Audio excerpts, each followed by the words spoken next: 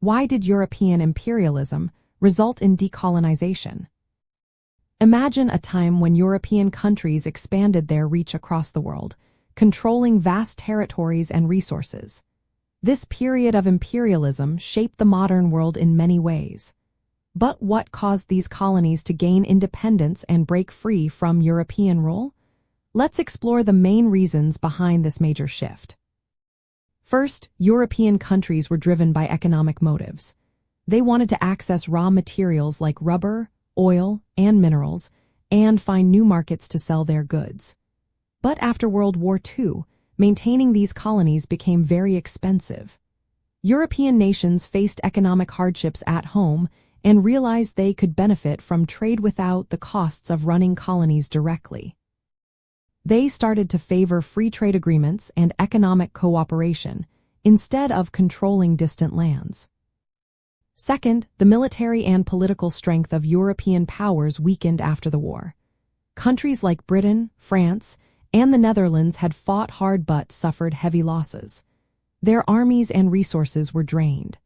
Meanwhile, the United States and the Soviet Union emerged as superpowers with different ideas about empire and control. These new powers opposed colonialism and supported independence movements, making it harder for European nations to hold onto their colonies. Third, international pressure grew stronger. The United Nations was formed in 1945 to promote peace and self-determination. Its charter emphasized that all peoples should have the right to govern themselves. The Atlantic Charter, agreed upon by Britain and the United States, also supported independence. Many newly formed countries and movements around the world started demanding freedom, which made colonial rule less acceptable globally. Fourth, colonized peoples themselves became more determined. During World War II, many fought alongside their colonial rulers, which made them realize their strength and rights. Nationalist movements in places like India, Vietnam, and Algeria organized protests and armed struggles. These efforts gained support from other countries and made it difficult for European powers to keep control. Finally, the practical effects in Europe were significant. As colonies gained independence, European influence shifted. Countries began focusing on rebuilding their economies and creating alliances within Europe.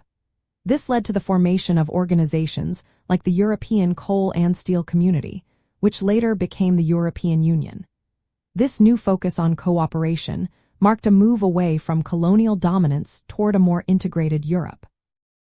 So, in the end, European imperialism led to decolonization because of economic challenges, weakened military power, international pressure, and the fierce resistance of colonized peoples.